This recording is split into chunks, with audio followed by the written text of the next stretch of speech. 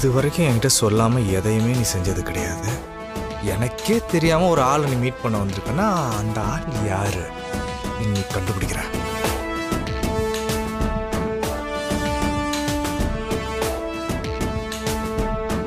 அக்கா கிட்ட உடனே சொல்லிடுவோம். வணக்கம் சார். உட்காருங்க. ஒரு நிமிஷம் சார். ரஞ்சிதா, நான் வந்துட்டேன். லாயர் சாரும் வந்துட்டாரு. நீ எங்க இருக்க? அக்கா, நான் வாசல்ல தான் இருக்கேன். உன் புருஷன் உன்னை ஃபாலோ பண்ணி வந்திருக்கான். ஏய், என்னடி சொல்ற? அந்த ஆள் எதுக்கு என்ன ஃபாலோ பண்ணணும்? உன் மேல ஏதோ டவுட் வந்திருக்குன்னு சொன்னல. நீ எங்க போற, யார பாக்குறன்ற டென்ஷன் அவன் மண்டையை அரைச்சிட்டு இருந்திருக்கும். இதை கிளியர் பண்ணிக்க தான் வந்திருக்கான்னு நினைக்கிறேன். சரி, இப்ப நான் என்ன பண்ணட்டும்? கிளம்பி வெளியே வந்து என்னை ஏன் ஃபாலோ பண்றேன்னு சட்டையை பிடிச்சு உலுக்கி கேட்கட்டா? ஐயோ வேண்டாம்க்கா, நீ அங்கே இரு.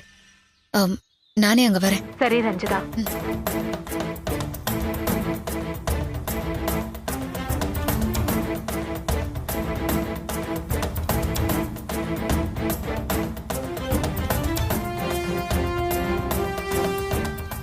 அண்ணன் வேலைய ஆரம்பிச்சிட்டாரு போல. அவனை ஒருத்தன் ஃபாலோ பண்றது தெரியாம அவன் அக்காவை ஃபாலோ பண்ணிட்டு வந்திருக்கான்.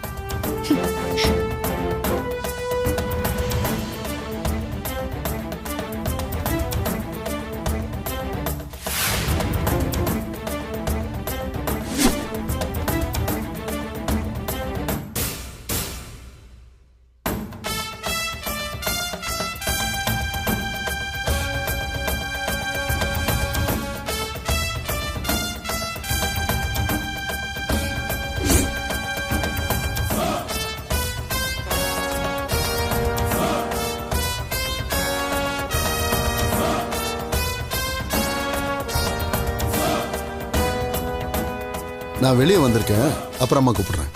வாமா. வணக்கம் சார். உட்காருமா. அந்த ஆள் எங்கடி இருக்கான்? வெளியே மறைவா நின்னுட்டு இருக்கான். எனக்கு ஒரு மாதிரி டென்ஷனா இருக்கு. அக்கா, இனிமே நீ அவனை நினைச்செல்லாம் டென்ஷன் ஆகாத. நாம தான் ஒரு முடிவு எடுத்துட்டோம்ல. என்ன நடந்தாலும் பாத்துக்கலாம். என்னாச்சு ரஞ்சிதா? ஏன் இவங்க இவ்வளவு பதட்டமா இருக்காங்க? இவங்க ஹஸ்பண்ட் எதுவும் இவங்களை ஃபாலோ பண்ணி வராரா? ஆமா சார். அப்ப நான் கிளம்புறதுதான் சரியா இருக்கும். சார் ஒரு நிமிஷம். ஏன் சார் அப்படி சொல்றீங்க? நம்ம பேசுறத அவர் பாக்குறதுனால என்ன ஆயிட போகுது? அவரை பத்தின உண்மை உங்களுக்கு தெரியுங்கிறது அவருக்கு தெரியுமா? கண்டிப்பா தெரிஞ்சிருக்கோம் சார். எல்லாம் தெரிஞ்சுதான் நாங்க 2 பேரும் நடிச்சிட்டு இருக்கோம்.